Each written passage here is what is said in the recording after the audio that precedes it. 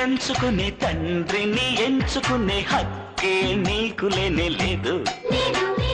రూపం ఎంచుకునే రంగును ఎంచుకునే హక్కే నీకు లేనే లేదు. పుట్టుకనెంచుకునే మరణము నెంచుకునే హక్కే నీకు లేనే లేదు.